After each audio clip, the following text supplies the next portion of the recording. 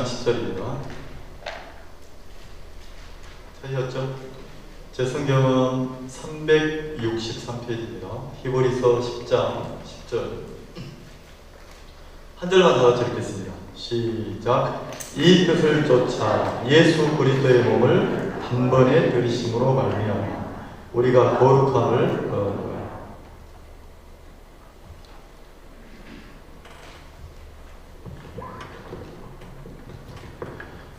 제가 그 인생을 살다 보니까 여러분도 그렇겠지만 어떨 때는 좀 신기한 진풍경 뭐 이런 광경들이 있더라고요. 제가 그 어떤 모친님을, 나이가 많으신 모친을 이렇게 픽업을 해서 교회를 모시고 오는데, 근데 아주 시골에 산골에 사는 모친이에요. 근데 이제 그 모친을 모시러 갔는데, 차량을 운행해서 이제 모시러 갔는데, 예배 때 갔는데, 그 아침에 그때 차를 타야 다음 코스를 또 가서 모시고 오기 때문에 이렇게 그 차량을 모시러 갔단 말이에요. 근데 그 모시러 갔는데 할머니가 안 계시는 거예요. 그래서 비가 부슬부슬 올 때인데, 비가 막 주룩주룩 올 때인데 어디 가셨지? 기다려도 안 오셔서 그 집에 들어갔어요. 집에 들어갔더니 그 할아버지가 방에서 할아버지가 이렇게 계시다가 그 할아버지가 지병이 있는데 심장이 안 좋아서 그 심장 판막기를 이렇게 달고 사시는 분이에요. 근데 그분이 계시는데, 아이고 할머니 어디 가셨어요? 그랬더니 그 호두 따러 갔네 그런 거예요. 비가 오는 날 호두 따러 갔다는 거죠. 여러분, 비 오는 날 나무에 가까이 올라가면 돼야 안 돼요? 진짜 위험하거든요. 근데 세상에 할머니가 호두를 따러 갔다는 거예요. 그래서 아이고, 비 오는 날 호두 따면 잘못하면 큰일 나는데 다치면 어쩌시려고 호두를 따러 간대요. 그랬더니 글쎄 그렇게 호두를 늘 따오네. 근데 아니라 다를까 조금 있으니까 할머니가 왔는데 바가지에다가 호두를 한 바가지 이렇게 따가지고 오신 거예요. 일단 늦어가지고 빨리 가십시다. 시간이 늦었습니다. 그리고 이제 할머니를 모시고 이제 교회로 이렇게 오는데, 그래서 제가 가면서 물었어요. 아니, 비 오는데 위험한데 왜 비 오는 날 호두를 땁니까? 날이 맑은 날 따시지. 다치면 어떻게 하시려고요? 이렇게 얘기를 하니까 그 할머니가 뒤에서 나보고 그러는 거예요. 전도사님, 내가 호두 따는 방법 가르쳐 줄까? 이게 오늘도 아침에 식사하고 났는데 어떤 자매님이 식당 그 총괄하시는 영양사님하고 이야기를 하고 계시더라고요. 그래서 저분이 우리 교회를 오고 싶어 한다면서 막 이야기를 하시는 거예요. 그러니까 이걸 바꾸면 좋겠더라고. 그 자매님 목사하면 좋겠고 나는 집사하면 좋겠더라고. 집사는 막 뒤에서 일을 해야 되니까. 그럼 한 분을 막 초대해서 이렇게 우리 교회를 오시면 좋겠다고 막 전도를 하시는 거예요. 최먼 필자 자매님하고 오모 용옥 자매님하고 둘이서 막 전도를 하시더라고요. 근데 이제 그분이 그 영양사님이 뭐라고 하냐면 나보고 옥사 같지가 않다는 거예요. 목사 같지가 않다는 거예요. 옥사처럼 안 생겼다는 거죠. 그래서 양복을 탁 입고 근엄하게 얘기해야 되는데 그런다는 거죠. 근데 이제 그 할머니를 이렇게 모시고 오는데 할머니가 저보고 그러는 거예요. 호두 따는 방법 가르쳐 줄까? 이런 거예요. 호두 따는 방법. 그래서 호두가 따는 특별한 방법이 있습니까? 그냥 따면 되지? 이랬더니 그게 아니고 기가 막힌 방법이 있대요. 그래서 뭐냐고 물어봤더니 할머니가 내 얘기를 잘 들어봐라. 내가 비 오는데 이 늙은이가 나무 올라가서 호두를 따겠어? 올라가서 따는 게 아니고 그 호두나무는 우리 집 호두나무가 아닌데 앞집 호두나무인데 그 앞집 호두나무가 너무 커가지고 그 호두나무가 담장을 넘어서 그 집과 집 사이에 담장 길이 있는데 길을 넘어서 호두나무가 이렇게 커 있다는 거죠. 근데 그 호두나무에 누가 사냐면 청설모 부부가 산대요. 누가 산다고요? 청설모 부부가 사는데 이 청설모가 기가 막히게 호두가 익은 것만 골라가지고 호두를 딴다는 거죠. 그럼 할머니는 밑에 가가지고 가만 기다리고 있으면 위에서 호두나무 위에서 청설모 2마리가 부지런히 호두를 딴다는 거예요. 호두를 딱 따가지고 두 손으로 청설모가 이빨로 아삭아삭아삭아삭 해가지고 껍질을 딱 바닥에 떨어뜨리고 호두 알맹이가 나오면 그 알맹이를 겨드랑이 속에 쏙 집어넣는다는 거예요. 그리고 또 이제 또 익은 걸 따가지고 아삭아삭아삭아삭 이래가지고 껍질은 다 떨어뜨리고 옆구리에다가 딱 집어넣는다는 거죠. 이렇게 이제 호두를 넣다 보면 이 청설모 다람쥐 옆구리가 계속 불풀어 오르니까 이쯤 한 6개쯤 넣으면 이렇게 부푼다는 거예요. 그러면 이제 이걸 안 떨어뜨리려고 조심조심 걷는다는 거죠, 청설모가. 조심조심 걸어서 그 나뭇가지를 지나서 청설모 집이 호두나무 건너편 그 집 쪽에 청설모가 집이 있나 봐요. 그래서 이쪽에서 따가지고 골목을 지나서 자기 집으로 갈 때 할머니가 골목에 숨어 있다가 어떻게 하냐면 숨어 있다가 가만히 지켜보고 있다가 골목쯤 오면 박수를 으이 하고 친다는 거예요. 박수를 골목쯤 오면 할머니가 박수를 으이 하고 치면 이 청설모가 조심조심 가다가 겨드랑이 호두를 6개를 넣었으니까 조심조심 가다가 으이 하니까 놀래기도 아이고야 놀란다는 거지. 엄마야 놀란다는 거예요. 이렇게 놀래면 겨드랑이 속에 있던 호두가 하늘에서 쭉 빠진다는 거야. 그럼 하늘에는 주워 담기만 하면 된대요. 주워 담기만. 근데 이게 동물이니까 그렇게 한 3분 4분 지나면 뭔 일 있었지? 하고 또 온다는 거지. 또 와서 또 딴대요. 그럼 할머니 또 가만히 있다가 이제 그 유인을 해야 되니까 하면 이제 집으로 가려고 한다는 거죠. 그러면 그 집으로 갈 때 골목쯤에 왔을 때 박수를 딱 치면 또 호두가 쭉 빠진다는 거예요. 그래서 여기서 비법은 뭐냐? 할머니가 나보고 그러는 거죠. 나는 운전하고 있는데 뒤에서 이제 할머니가 강연을 하시는 거예요. 여기서 비법이 뭐냐? 아무 데서나 박수를 치면 안 돼. 골목에 딱 왔을 때 박수를 딱 치면 하늘에서 호두가 쭉 빠지는 거야. 이렇게. 그래가지고 그렇게 30분 정도 주스면 한 바가지를 주는데요. 한 바가지를. 그리고 그 할머니가 한 바가지를 그 호두를 주워가지고 그래 왔더라니까. 내가 그 얘기를 듣는데 너무 신기한 거예요. 예배를 마쳤어요. 예배 마치고 그날은 하루 종일 비가 오는데 그 앞에는 차를 세워놓을 수 없어서 제가 일부러 할머니를 내려드리고 그 마을 회관 앞에 주차장에 차를 딱 주차해놓고 진짜 할머니 얘기한 그 골목으로 가봤어요. 골목으로 가봤더니 진짜 청설모가 2마리가 열심히 호두를 따고 있더라고. 할머니가 가르쳐 준 대로 뭐 한 대로? 가르쳐 준 대로 내가 있다가 청설모가 이 청설모를 쳐다보니까 진짜 아삭아삭해가지고 껍질을 딱 밑에 떨어뜨리고 알맹이를 쏙 집어넣고 이러는 거예요. 그 광경도 너무 야 신기하네. 그것도 신기했어요. 근데 할머니가 가르쳐 준 대로 아무 데서나 박수 치지 마. 골목에 왔을 때 박수를 딱 쳐야 돼. 그 생각이 나서 나도 인기척을 살짝 냈어요. 이래 내니까 청설모가 놀래가지고 집으로 가려고 하는 거예요. 이제 귀로만 듣던 거를 실습을 하는 거죠.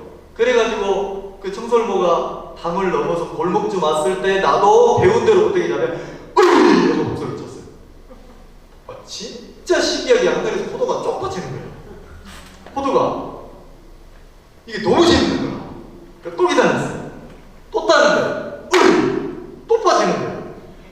나 태어나서 그렇게 재밌는 게임은 처음 해봤어요. 우리 학생들은 뭐 핸드폰 가지고 막 게임하는데 그거보다 자연에서 동물의 성리를 이용해가지고 기가 막히게 하니까 호두가 쭉쭉 빠지는데 내가 그 양쪽 주머니에 호두 알맹이만 가득 넣었어요. 가득 넣어가지고 그 와서 우리 집사람은 여봐라 신기하다. 여봐라 세상에 하늘에서 호두가 빠진다. 이런 일이 있다. 이랬단 말이에요. 자, 모르면 너무 어렵잖아요. 비 오는 날 할머니가 나무에 올라가서 아니면 나무 장대를 들고 호두를 따려면 그 꼬부라진 할머니가 얼마나 힘들겠어요. 근데 할머니가 방법 하나를 터득했는데 가만히 보니까 저 청설모가 골목에 지나갈 때 그 타이밍에 박수를 딱 치면 호두가 쫙 빠지겠다는 생각을 한 거예요. 그래서 박수를 치니까 하늘에서 호두가 쪽쪽 빠지. 이거는 할머니만 아는 비법이라. 다른 사람은 그래 안 해. 다른 사람은 다 호두 추수한다고 막 난리거든요. 근데 이 할머니는 남의 호두를 그렇게 따는 거예요.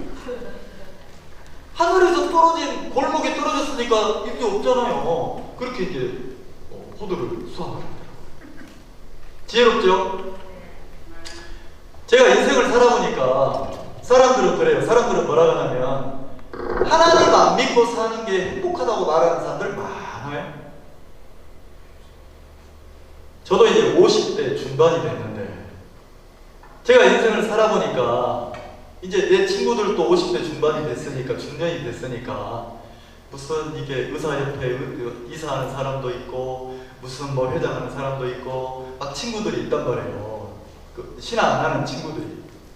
근데 그 친구들을 만나서 이야기를 해보면 그 친구들이 이제는 뭐라 하냐면 제가 젊었을 때는 나를 어떻게 생각했냐면 약간 저 바보 같은 놈 무슨 사업이 안 하고 먹고 살지 무슨 저렇게 목회하고 신앙한다고 저러냐.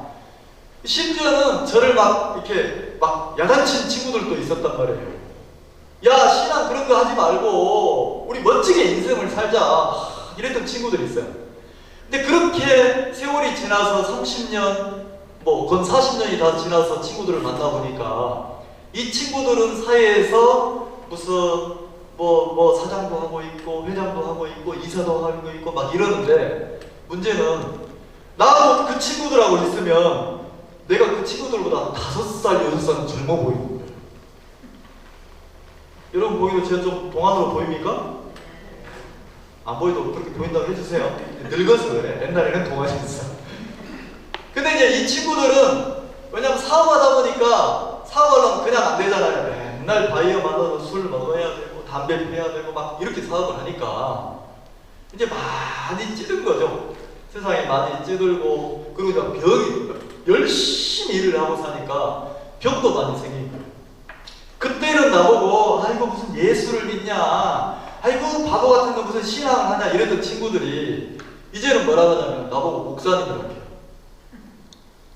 야 택규나 제 정택규 야 택규나 이래 안 하고 꼬박꼬박 뭐라고 하냐면 정 목사님 이래요. 고향 친구들이. 그리고 뭐라고 하냐면 그 나름대로 그 친구들이 무슨 사장도 하고 있고 나름대로 다 위치가 있는데 직원들을 부르는 위치가 있는데 뭐라고 하냐면 고민을 얘기하는 거예요. 겉으로는 멀쩡한데 그 친구들이 이렇게 마음 얘기를 하는 거예요. 실은 내가 이런 질병이 생겼는데 아무리 병원에 가도 이 치유가 병명이 안 나온다. 몇 년 동안 약을 먹는데도 효과가 없다. 근데 이게 너무 고통스럽다. 우리 친구 목사님이 나를 위해 기도 좀 해주면 안 될까? 이러는 거예요. 그래서 저는 뭐라 하면 약간 저는 뭐냐면 그 신앙인으로 자부심을 갖고 살거든요. 나 아무나 기도 안 해주는데? 나 아무나 기도 잘 안 해줘. 그럼 그래도 좀 기도해줘. 친구잖아. 내가 해줄까? 부탁해. 저는 이런 스타일이거든요. 왜냐면 내가 신앙하는데 나는 멋진 인생이라고 생각하는 거예요. 나보다 멋진 인생 없다. 그리고 나는 어떻게 생각하냐면 신앙 안 하고 신앙생활 없이 그냥 막 세상 사람으로 내가 돈 벌려고 내 어떤 꿈을 위해서 내 욕망을 위해서 술 먹고 담배 피고 막 이렇게 살잖아. 그럼 나는 약간 조금 불쌍해 보여요. 왜냐면 그렇게 안 살아도 되거든요. 근데 내 친구들은 내가 살 때 그 친구들은 나를 어떻게 생각하냐면 술 한 잔 안 먹고 담배 하나 안 피우고 골프도 한 번 안 치고 무슨 재미로 사냐 무슨 재미로 사냐 막 이러는데 여러분 술 안 먹고 인생 살아도 이런 거 엄청 재밌어요. 엄청 감동스러워요. 이번에 너무 짧지만 우리가 이렇게 그 캠프를 해보니까 여름 캠프를 해보니까 짧지만 여러분은 모르겠어요. 나는 너무 행복했어요. 너무 행복한 거예요. 너무 기쁜 거예요. 왜냐면 여기 계신 분들이 막 멀리서 막 이리 오고 경기도에서 오고 뭐 홍성에서 오고 뭐 대전에서 오고 뭐 당진에서 오고 막 멀리서 오잖아요. 우리 형제가 거제, 진주 막 다 오시는데 어제도 얘기했지만 우리 캠프 참석에 제일 연소자가 있어요. 정환이. 난 정환이 처음 만났어요.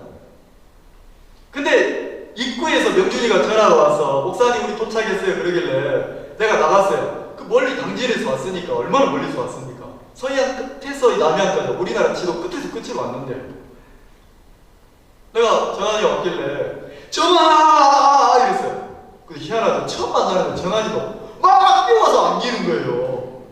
얼마나 사랑스러운지. 그리고 제가 이제 어제 저녁에도 가만히 지켜보니까 여기 참석하신 분 중에 가장 말씀을 또박또박 총명하게 듣는 게 누구냐면 정환이에요. 그 초등학생이 무슨 이해를 한다고 세상에 아침에 새벽에도 막 다른 사람 조는데 엄마가 옆에서 성경을 찾아주고 정환이 옆에서 성경을 보고 내가 이렇게 지켜보는데 그렇게 보는 거예요. 너무 예쁜 거예요. 정환이만 예쁜 게 아니고 막 여기 참석한 우리 학생들, 막 청년들, 또 여러분들 막 사랑스럽게 보이고 어떻게 보이냐면 내 눈이 바뀐 거예요. 어떻게 보이냐면 너무 막 귀하게 보이는 거예요. 여러분들이 너무 소중하게 보이고 너무 아름답게 보이는 거예요. 뭐 어디서 들어본 소리 같지 않습니까? 귀하고 소중하고 아름답다겠죠? 하나님의 마음이 내게 돌아서 이건 내 마음 아니에요. 하나님의 마음이 내가 믿음도 없는 사람이고 그 식당의 아줌마가 아이고 나 목사님 아닌 줄 알았어요. 목사님 아니 일하는 사람인 줄 알았어요. 막 이러는 거예요.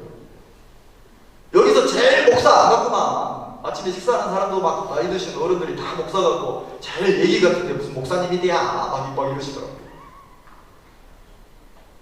그러니까 나라는 사람이 너무 작고 초라한 사람인데 내 마음에 하나님의 마음이 하나가 딱 흐르니까 그 하나님의 사랑이 흐르니까 하나님의 마음이 흐르니까 그 마음으로 내가 막 그 마음으로 사람들을 이렇게 맞이하고 사람들을 섬기고 막 일을 하는데 내 마음이 너무 행복한 거예요.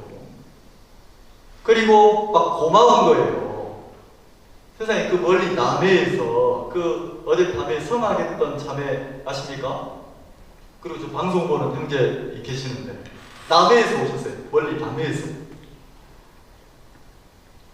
그냥 한 사람 한 사람이 내가 뭐 일부만 지명을 하지만 여러분들 내가 한 사람 한 사람 다 지명할 수 호명할 수 없어서 이렇게 얘기하지만 너무 귀하고 소중하게 보이는 거예요. 자 그러면 내가 사람들을 대할 때 소중하게 보이고 귀하게 보이고 아름답게 보이면 누가 제일 행복하겠습니까?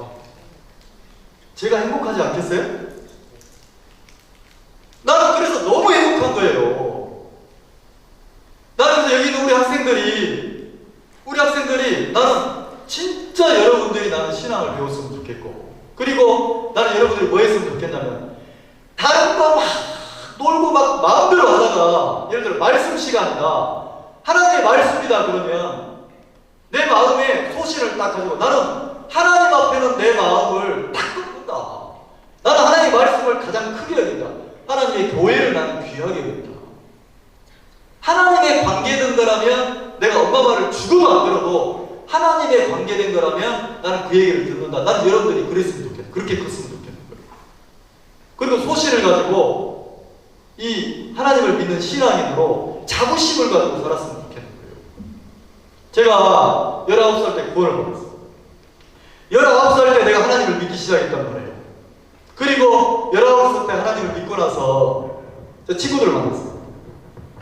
저는 굉장히 이게 외향적이고 친구도 많고 막 놀기 좋아하고 막 이런 사람. 친구들이 굉장히 많았어요. 그 친구들 모임에 회장도 하고 막 이랬단 말이에요. 근데 구원을 받았어요.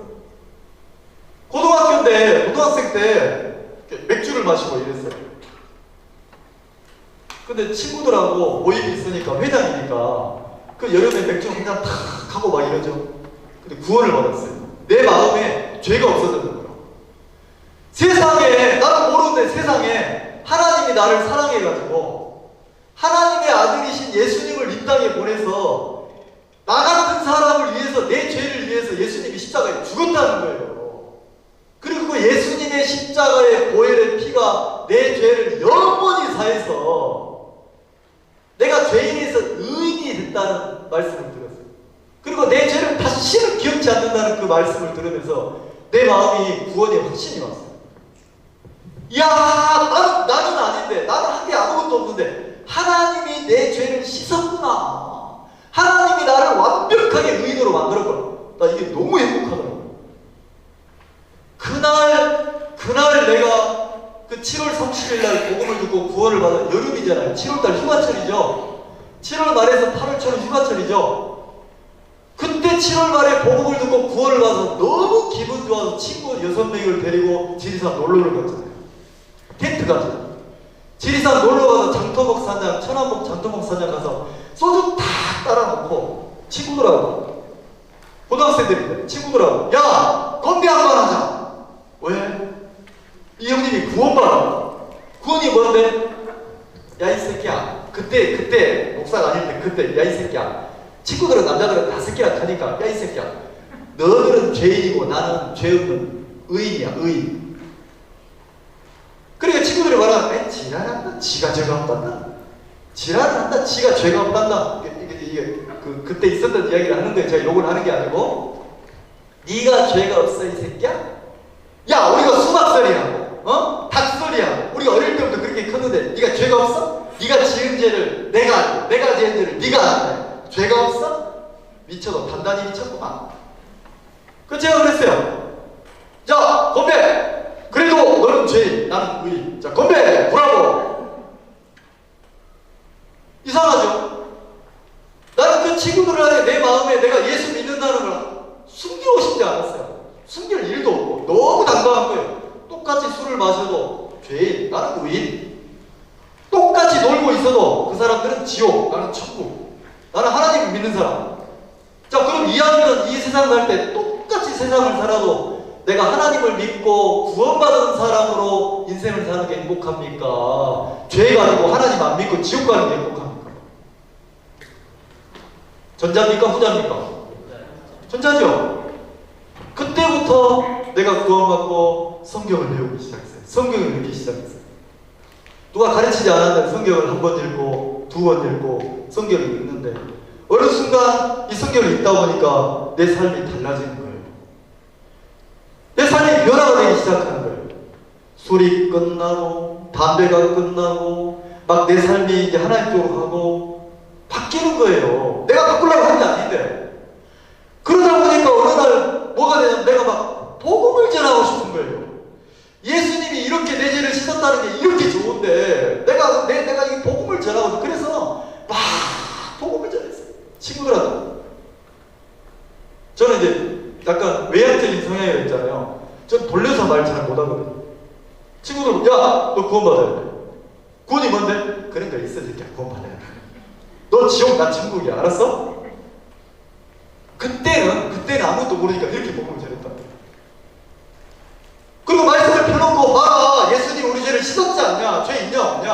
없네? 없어? 구원이야. 내 마음대로 다 하는 거죠. 그렇게 복음을 전했어요. 그리고 교회 안에서 신앙을 배우는데 너무 행복하더라고요. 너무 행복한. 매일같이 교회 가서 성경을 읽고 발표를 하고 기도를 하고 이러는데 너무 행복한 거예요. 그러다 보니까 제가 어느 날 목사가 돼 있는 거예요. 난 목사 되려고 하지 않아요. 제가 정한이 보고 그랬어요. 정한이 보고, 야 정한아, 목사님이 보니까 너는 목사 되면 좋겠다. 너 목사해라. 그랬더니 막 웃더라고. 아 진짜요? 목사하면 내가 선배 목사로서 내가 인생 살아온 거 경험한 거 다 내가 너 돈 받고 내가 가르쳐 줄게. 그랬더니 막 장난쳤는데. 내가 왜 목사를 하냐면 내가 복음 전도자로 하나님을 믿는 신앙인으로 인생을 살아보니까 때로는 친구들한테 내가 외면도 당해요. 때로는 내가 가족들한테 무시도 당해요. 근데 내가 소신을 버리지 않고 신앙인으로 한 발 한 발 걸어가는데 나는 내 인생이 너무 행복한 거예요. 저는 이 세상에 가장 불쌍한 사람이 누구냐면 돈 없는 사람, 가난한 사람, 이 사람 불쌍하다고 생각하지 않거든. 뭐 좋은 차 탄 사람 부러워하지 않거든. 나는 이 세상에 가장 불쌍한 사람이 누구냐면 하나님 믿지 않고 사는 사람이 제일 불쌍하고, 그리고 하나님을 믿는 구원받았다 하면서도 세상 사람이니 신앙이니 구분 안 가도록 막 선없이 소신 없이 타협하고 사는 사람을 나는 제일 불쌍하게 생각해요. 근데 어떤 사람 만나면 제일 부러운 사람이 있어요. 형편도 어렵고 가진 것도 없고 내세울 것 없는데 그 마음 속에 막 하나님을 향한 살아있는 마음이 있어가지고 막 소신 있게 막 살면 막 그 물고기가 살아가지고, 여러분 살아있는 물고기와 죽어있는 물고기 차이점이 뭔지 아세요? 자, 퀴즈 나와. 살아있는 물고기와 죽은 물고기의 차이점이 뭡니까? 네. 살아있는 건 움직이고 죽어있는 건 움직이고. 아, 살아있는 건 움직이고 죽어있는 건 안 움직이고. 그 말도 맞아요. 쉽죠? 살아있는 것은 냄새가 안 나고 죽은. 아, 살아있는 건 냄새가 안 나고 죽어있는 건 냄새가 난다. 살아있어도 물고기 비린내 나던데. 마이너스 1점. 자, 또. 네. 살아있는 것은, 죽은 것은 은혜가 나오는 거예요. 네. 살아있는 것은 물살을 거슬려서 올라가. 아, 박수. 살아있는 물고기와 죽은 물고기의 차이점이 뭐냐면, 죽은 물고기는 물이 흘러가는 대로 떠내려요. 그러니까 물의 힘을 거스릴 수 없어요. 물이 흘러가는 힘을 거스릴 수 없이 그냥 그 방향대로 가요. 근데 살아있는 물고기는 순간은 떠내려갈 수 있지만, 살아있는 물고기는 물을 역류해서 치고 올라가요. 자, 하나님을 믿는 사람도 두 종류예요. 내가 구원받고 하나님을 믿는 사람이라고 이론만 있는 사람은 세상의 흐름을 따라서 그냥 그대로 흘러가요. 우리 학생들이 학교에 친구들이 많아요. 청년들도 친구들이 많아요. 여기는 다 친구들도 있어요. 근데 내가 구원받은 사람인지 아닌지, 하나님을 믿는 사람인지 아닌지 구분이 없이 그냥 그 친구들하고 세상하고 똑같이 흘러간다면 죄송합니다. 영적으로 죽은 거예요. 진짜 살아있으면요, 꿈틀대기 시작해요. 움직이기 시작해요. 하나님을 향해서, 말씀을 향해서 반응하기 시작해요. 그리고 아주 분명하고 당당해요. 정확해요. 그 많은 친구들은 세상이 진화론으로 만들어진 빅뱅 이론으로 만들어진, 구분이 안 가요. 진화론을 들으면 진화론이 맞는 것 같고, 빅뱅 이론을 가면 빅뱅 이론이 맞는 것 같고 이래요. 근데 정확하게 하나님을 믿는 사람은 아주 분명해요. 야, 바보 같은 소리 하지 마. 뻥 터지니까 우주가 생기냐? 폭발하니까 우주가 생기냐? 말도 안 되는 소리 하고. 야, 진화론이 계속 진화되는 사람이 되면 지금도 계속 딸깍딸깍 사람으로 만들어지는 존재가 있어야 되겠어요. 있어야 되는데 없잖아요. 그리고 유전학적으로 맞지도 않고, 과학적으로 너무 정확하고 분명한 것은 성경 말씀대로 하나님이 창조했다. 너무, 그때 나는 그 친구, 내가 학생 때 그 친구들이 나보고 막 무시했어요. 그런 소리 하고 무시하고 바보라고 이랬거든. 근데 나는 소신 갖고 인생을 살았는데, 지금은 세월이 지나고 나니까 그 친구들이 나를 너무 크게 여기는 거예요. 나를 너무 부러워하는 거예요. 자기 고민이나 상담을 막 얘기를 하는 거예요. 자, 그러면 우리가 인생을 한번 생각해 봅시다. 자, 여러분들이 내가 구원받고 거듭난 사람이라면 신앙인으로 사는 게 아름답고 행복합니까? 구원받고 거듭난 사람이 마치 성경 말씀대로 소금이 밖에 버리우면 소금이 짠맛을 내는데, 소금이 없이는 세상에 맛을 낼 수 없어요. 근데 소금이 맛을 내는 존재인데, 소금이 맛을 잃으면 밖에 버리워져 오고 가는 사람들에게 뭐 한다겠습니까?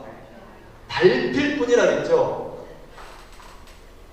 내가 구원받은 사람이라면, 내가 하나님을 믿는 신앙인이라면, 여러분들 소신을 가지고 세상 사람처럼 밟히고 살지 말고, 세상 사람들이 막 나를 밟고 다니잖아요. 이제는 말 한마디 못하는 거예요. 하나님이 있긴 어딨어? 말 한마디 못하는 거예요. 왜요? 내가 신앙을 버렸습니다. 너무 불쌍하잖아요. 누구를 위해서 신앙하는 게 아니라, 내가 누구를 위해서 교회를 가주는 게 아니고 내 인생의 한 발 한 발 걸어가는 거예요. 여러분이 사업을 해도 하나님을 믿는 신앙인으로 사업을 해보세요. 여러분이 장사를 해도 그 하나님을 믿는 신앙인으로 장사를 해보세요. 요즘 장사 다 안 되거든요. 특히 노점상 다 문 닫거든요. 근데 지금 여기 계신 분 중에 그 장사하고 노점 쪽에 장사하시는 분 있어요. 그 형제님은 늘 뭐라고 하냐면 나는 세상 거꾸로 갑니다. 나는 세상 거꾸로 갑니다. 다 안 돼도 나는 됩니다. 오늘 또 300만 원 팔았습니다. 200만 원 팔았어요. 늘 제가 가면 이 형제님은 어린 아이 같아요. 돈을 쫙 펴가지고 자랑해요. 이렇게 보십시오. 하나님 나를 이렇게 벌게 합니다. 근데 나는 뭐가 좋냐면 돈 자랑이 좋은 게 아니고 그 형제님 마음에 하나님을 향한 살아있는 마음이 있단 말입니다. 죽은 물고기처럼 떠내려가는 게 아니고 세상 사람들처럼 돈 이래 하는 게 아니고 장사를 해도 신앙인으로 소신을 갖고 하더란 말이에요. 그러면 내가 학생이어도 소신을 가지고 학창시절을 보내면 안 됩니까?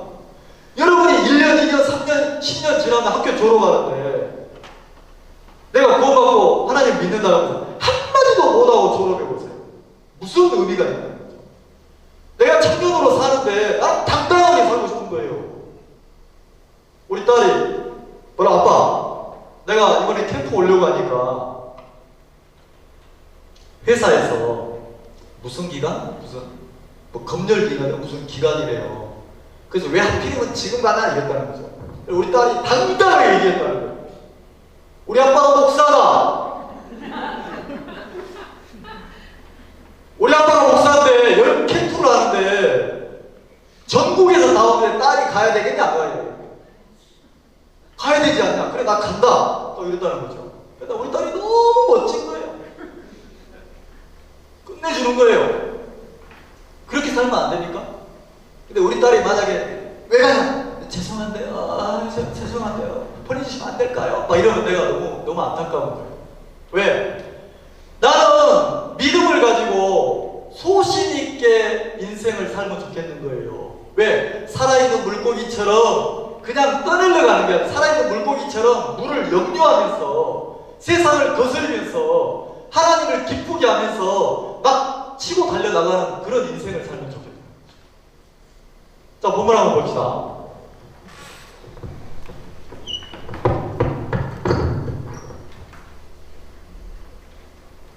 자, 히브리서 10장. 자, 여기 보면 이 뜻을 쫓아. 하나님은 우리를 죄에서 구원하실 뜻을 세웠어요. 하나님은 사랑의 하나님이란 말이에요.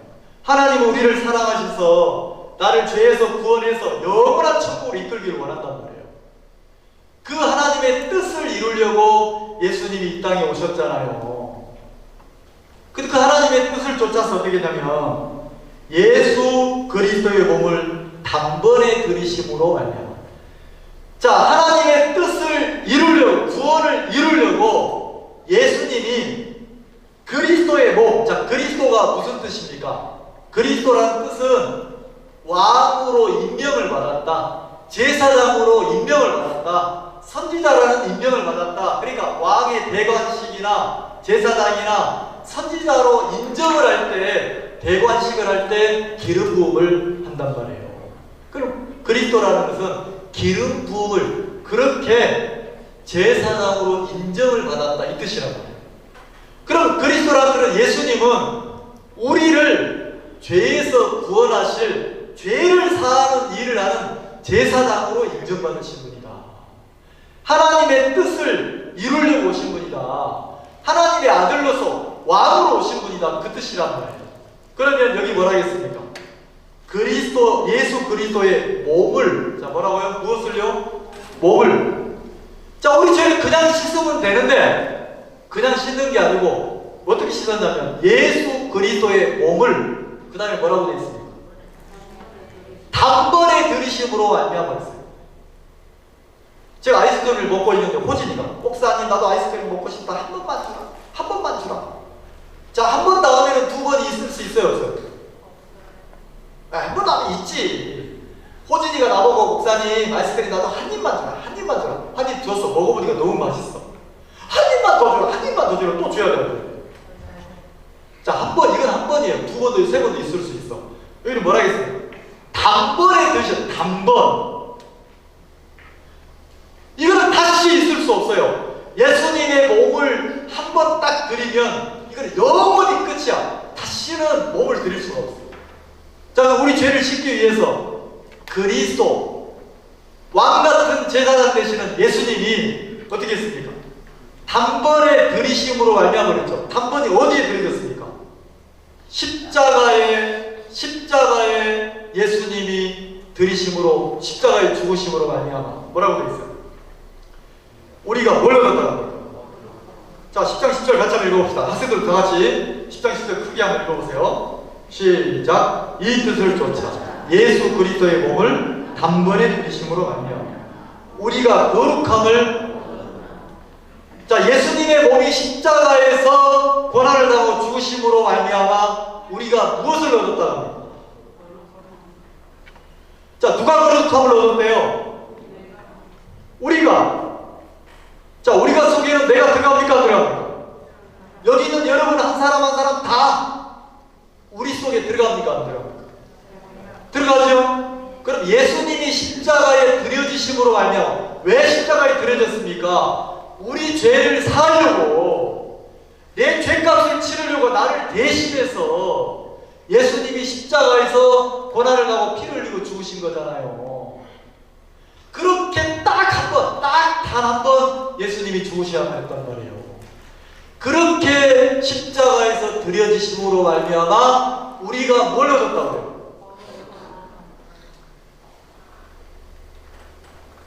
뭘 얻었다고요? 자, 크게 한번 따라요. 거룩함. 시작. 거룩함. 거룩함. 자, 거룩함이 뭐죠? 거룩하다는 것은요, 완전체로 바뀐 거예요. 하나님 같은 존재로 바뀐 거예요. 거룩한 존재로 바뀐 거예요. 내게 죄라는 걸 찾아볼 수가 없단 말이에요. 그러면 거룩함을 얻었다는 것은 하나님 앞에, 거룩하신 하나님 앞에 나를 세워도 아무런 점도 흠도 없이 완벽하게 구원이 이루어졌다 이 소리예요. 이해가시죠? 자, 그러면 왜 하필이면 왜 거룩함을 얻는데 예수님이 십자가에서 피를 흘리고 죽어야 되는 거예요? 왜? 자, 그럼 찾아봅시다. 히브리서 9장. 그냥 앞으로 넘기면 되죠? 22절.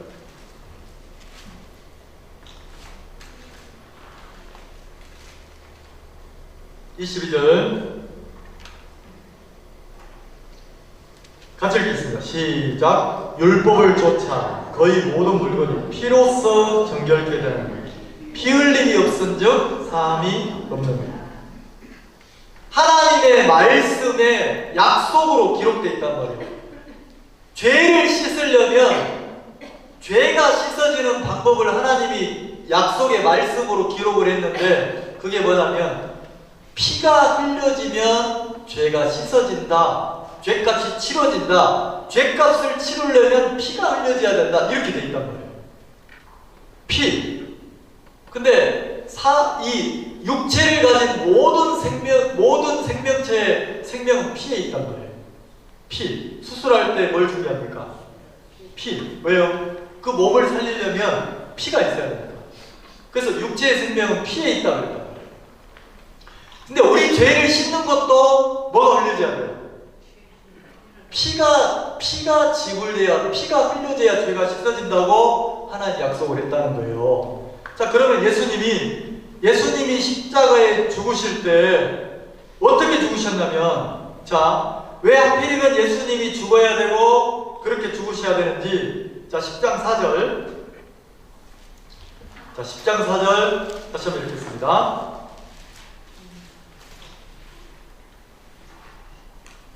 10장 1절부터 한번 읽어볼까요? 율법은 장차 오는 좋은 일의 그림자요. 자, 율법, 법으로 정해졌죠. 어떤 법? 죄를 씻으려면 뭐가 흘려져야 된다? 피가 흘려져야 된다. 그러니까 하나님을 믿는 시대 사람들이 죄 짓고 피를 갖다 흘리고 죄 짓고 피를 흘리고 이랬단 말이에요. 근데 자기가 피 흘려 죽으면 안 되니까 양이나 염소나 송아지를 내 죄를 대신해서 양이나 염소를 잡아가지고 잡아서 피를 받아서 죄값을 치렀단 말이에요. 이해가시죠? 그 말이란 말이에요. 그래서 율법은 장차오는 좋은 일의 그림자예요. 참 형상이 아니므로. 자, 이런 식으로 죄를 씻는다고 가르쳐 줬는데 이것은 뭐냐면 장차 좋은 일의 그림자. 우리한테 가장 좋은 일이 있다는 거죠. 인간에게 가장 좋은 일이 있다는 거죠. 그게 뭐냐면 내 죄가 영원히 씻어지는 그 일이 가장 좋은 일인데 우리에게 좋은 일은 예수님이 이 땅에 오셔서 우리 죄값을 치르려고 예수님이 피를 흘리고 죽으시는 거라는 거죠. 예수님이 장차 와서 우리 죄를 다 씻을 것을 그림자로 보여준 거다. 이거는 진짜가 아니고 참 형상이 아니다. 진짜 참 형상은 예수님이 그리스도가 오셔서 우리 죄를 위해서 피 흘리고 죽으실 거다. 그렇게 10장 1절에 기록되어 있단 말이에요. 이해가십니까? 그래서 그 염소나 양을 들여서 제사를 드리는 것은 우리 죄가 온전하게 죄가 씻어지지 않으니까 그리스도가 장차 오셔서 온전하게 완전하게 우리를 죄에서 구원하고 우리를 죄를 씻을 거다. 그렇게 했단 말이에요. 그 4절 봅시다. 4절. 자, 같이 읽겠습니다. 시작. 이는 황소와 염소의 피가 능히 죄를 없이 하지. 자, 구약에 예수님이 오시기 전에는 염소나 황소나 짐승을 잡아가지고 내 죄를 대신해서 짐승이 죽어야 죽어요. 짐승이 대신 죽고 짐승의 피를 받아가지고 피를 뿌린단 말이에요. 아, 내 죄값을 치르려고 나를 대신해 짐승이 죽었다. 이렇게 했는데 그 제사로는 내 죄가 완벽하게 씻어진다. 죄가 완벽하게 안 없어진다. 없어지지 않는다고 돼 있잖아요. 그래서 5절에 보면 하나님이 어떻게 했냐. 그런 제물 말고 오직 나를 위해서 한 몸 예수님을 예비했다는 거죠. 한 몸을 예비했다. 그래서 10절에 이 뜻을 쫓아. 자, 이제 이 뜻을 알겠죠? 한 몸 예수님이 십자가에서 피 흘리고 죽으셔서 우리 죄를 완벽하게 씻기 위해 왔다는 거죠. 그래서 이 뜻을 쫓아 10장 10절에 예수 그리스도의 몸을 단번에 들이심으로 말합니다. 우리가 거룩함을 얻었노라. 예수님이 십자가에 죽으심으로 말미암아 내 죄가 다 씻어졌구나. 예수님의 죽음이 내 죄값을 치른 거구나. 나를 대신해서 죽었구나. 그러면 예수님이 내 죄를 씻었다면 내 죄가 씻겨졌네. 그럼 난 거룩하네. 그걸 믿음으로 나는 거룩함을 얻었다는 거죠. 그럼 나를 거룩하게 만드신 분은 누굽니까? 자, 누가 나를 거룩하게 만들었습니까? 이 히브리서 10장에는 누가 나를 거룩하게 만들었다고 증거합니까? 예수님의 피. 예수님의 피. 그 예수님의 피. 자, 피라는 건 뭐예요? 생명이 지불됐다는 거예요. 이해가시죠? 양이나 염소가 대신 죽은 것처럼 예수님이 나를 대신해 죽었다는 거죠. 만약에 여러분 중에 누가 심장이 안 좋아. 신장이 안 좋은데 내가 심장을 하나 기증해서 주면, 자, 이 형제님이 신장이 안 좋은데 내가 그게 맞아서 신장을 하나 기증을 하면 이 형제님은 평생 죽을 때까지 나를 은인으로 생각하면서 잊어버리겠습니까? 안 잊어버리겠어? 안 잊어버리잖아요. 자, 그럼 예수님이 십자가에서 나를 대신해서 내 죄값을 치르기 위해서 당신이 피를 흘려 죽었으니까, 그리고 나를 영원히 죄를 사했으니까, 거룩함을 줬으니까, 그럼 우리한테는 그 예수님이 얼마나 크고 얼마나 소중한 분이냐는 거예요. 그걸 설명한다는 거죠. 자, 12절 같이 읽겠습니다. 12절 시작. 오직 그리스도는 죄를 위하여 한 영원한 제사를 드리시고 하나님 우편에 앉으세요. 자, 예수님이 하나님 우편에 앉았대요. 앉았다는 표현이 무슨 표현이냐면 일을 끝냈다는 거예요. 일을 마쳤다는 거예요. 그러면 어떻게? 죄를 위하여, 자, 인간의 죄를 위해서, 우리 죄를 위해서 영원한 제사를 드렸다는 거예요. 무슨 제사요? 영원한 제사. 그럼 영원한 제사라면 영원히 한 번 예수님이 죽으면 영원히 다시는 제사를 드릴 필요 없는 완벽하게 영원히 거룩해진 제사를 드렸다는 거죠. 이해가십니까? 영원한 제사를 드렸으니까 예수님이 또 죽을 필요가 있어요, 없어요? 단번으로 끝난다는 거죠. 예수님의 죽음은 내 죄를 영원히 씻었고 나를 영원히 거룩하게 했다는 거죠. 그래서 뭐라 합니까? 14절, 저가 한 제물로 거룩하게 된 자들을 영원히 온전케 하셨느니라. 예수님이 제물이 돼서 우리를 영원히 온전하게 했어야 했어요. 했죠? 자, 그리고 뭐라 합니까? 또 성령이 우리에게 증거하시. 15절에 또 성령이 우리에게, 자, 이제 주체가 바뀌었어요. 예수님은 당신이 십자가에 죽으면서 내 죄값을 치렀고 영원히 제사를 드렸고 우리를 거룩하게 해놓았고 이제 하나님 우편에 앉았고 예수님은 할 일이 끝났어요, 안 끝났어요? 끝났죠? 이제 누가 일합니까? 성령이 일을 하죠. 성령이 뭘 증거합니까? 16절 같이 읽읍시다. 시작. 주께서 가라사대 그날 후로는 저희와 세울 언약이 이것이라 하시고 내 법을 저희 마음에 두고 저희 생각에 기록하리라 하시노니. 자, 성령이 이제 증거를 해요. 성령이 내 마음과 내 생각에다가 하나님의 변할 수 없는 약속을 기록한다는 거예요. 뭘 기록합니까? 자, 17절 같이 읽읍시다. 17절 시작. 또 저희 죄와 저희 불법을 내가 다시는 기억치 않아요. 성령이 증거한다는 거예요. 성령이 이제 네 생각과 네 마음에 하나님의 영원히 변치 않는 약속의 말씀으로 기록을 해라. 뭐라고? 너희 죄와 너희 불법을, 영어 성경에는 죄들이에요. 불법들이에요. 복수니까 내가 태어나서 죽을 때까지 혹시 내가 또 죄를 짓거나 불법을 행하거나 내가 그런다 할지라도 내가 태어나서 죽을 때까지 내 모든 죄들을 하나님이 다시 기억한다 안 한다? 자, 왜 안 하죠? 하나님 왜 안 하죠? 나를 대신해서 예수님의 죄값을 치르고 십자가에 죽으면서 내 죄를 완벽하게 씻었어요, 안 씻었어요? 씻었죠? 그래서 그걸 증거한다는 거죠. 마지막 한 절 읽고 마치겠습니다. 자, 18절 같이 읽겠습니다. 시작. 이것을 사하셨습니다. 다시 죄를 위하여 제사 드릴 것이, 이거 하나님의 약속이란 거예요. 다시는 내 죄를 위해서 제사 드릴 것이 있다 없다? 제사가 뭡니까?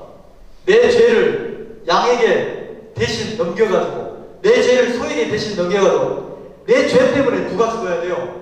양이나 염소가 죽어, 소가 죽어야 되는 이게 제사잖아요. 그러면 이 제사법은 참 형상인 예수님이 와서 우리 죄를 이렇게 씻을 것이다 하고 보여준 거니까 내 죄를 누가 대신해서? 예수님이 대신해서 죄값을 치르고 십자가에서 죽음으로 내 죄값을 다 치르고 내 죄를 끝내놨어요, 끝내놨어요? 끝내놨죠? 자, 그러면 다시는 내 죄 때문에 제사 드릴 게 있어요, 없어요? 이제 안 믿는 사람들만 계속 이제 안 믿고 지 잘났다고 예수님이 내 죄를 씻어, 내 죄는 내가 책임져야지. 잘났다고 이제 네가 책임지고 지옥 가라.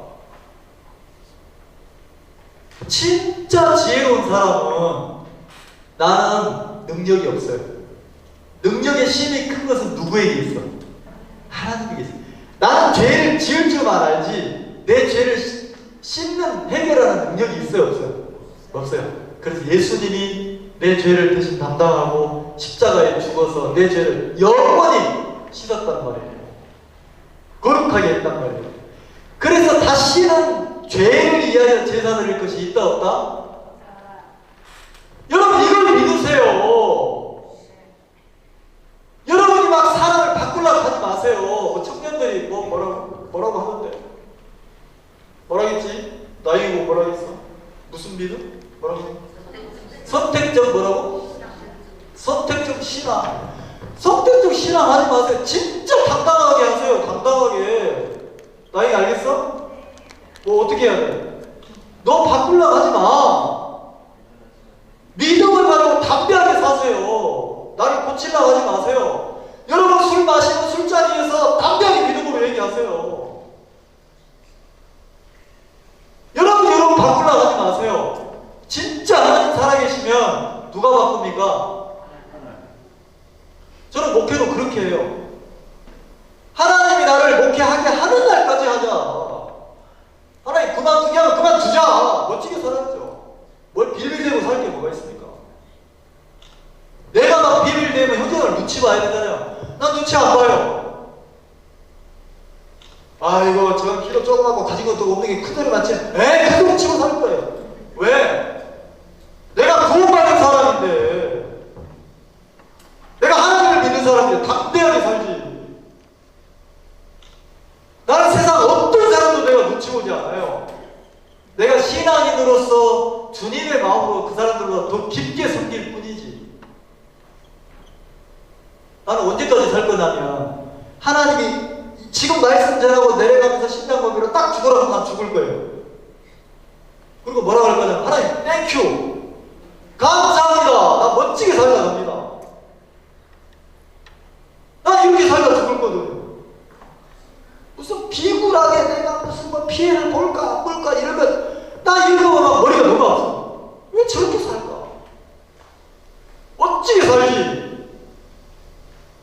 내가 우리 학생들 너무 사랑하는데 내가 안타까운 게 하나 있어요. 내가 홍성에서 더 오래 있었으면 이 믿음을 학생들한테 다 가르쳤을 거예요. 그럼 적어도 명준이가 다른 건 몰라도 자기 바꾸려고 연약함도 있고 부족함도 있는데 명준이가 목사님 나 오늘 친구들한테 복음 전했다? 야, 그 바보 같은 놈들 하나님 안 믿고 살구나. 막 당대했을 거예요. 내가 안타까운 게 있어요. 내가 우리 학생들 너무 사랑하는 안타까운 게 뭐냐면 믿음이 없는 거예요. 하나님이 없는 것처럼, 하나님을 안 믿는 사람인 것처럼 막 비굴하게 사는 거예요. 그리고 우리 학생들 마음 바꿔야 돼요. 청년들도 마음 바꿔야 돼요. 그리고 믿음을 가져야 돼요. 엄마 아빠 이용하면 안 돼요. 아셨어요? 마치 교회를 내가 엄마가 저렇게 막 부탁하니까 억지로 가준다. 너무들 촌스럽잖아요. 내가 확실하게 믿음 가지고 살면 안 됩니까? 엄마 캠프 하는데 가자. 엄마가 오히려 믿음이 없어가지고 야 돈 없는데 나 못 가는데. 엄마 왜 인생을 그렇게 살아? 우리 멋지게 살자. 가자. 목사님 오래잖아. 목사님 우리 얼마나 사랑해.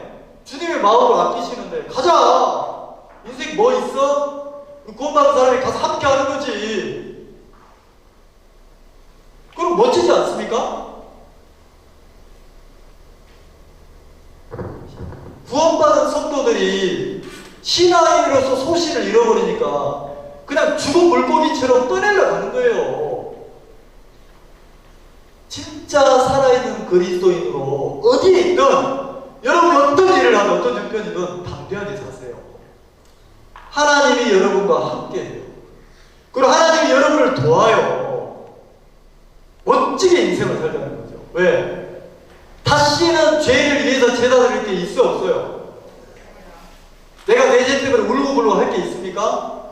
하나님이 내 죄를 영원히 완벽하게 씻었다는데 우리가 거듭난 그리스도인으로 주님 앞에 담대하게 삽시다.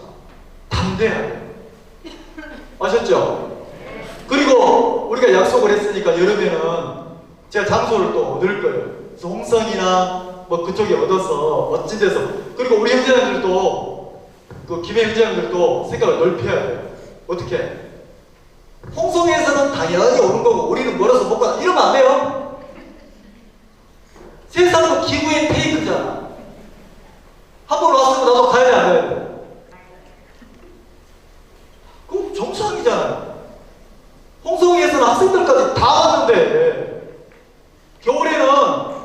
무슨 뭐 일이 있어 못 가서 이래 하지 말고 우리 약속했으니까 멋지게 한번 가자.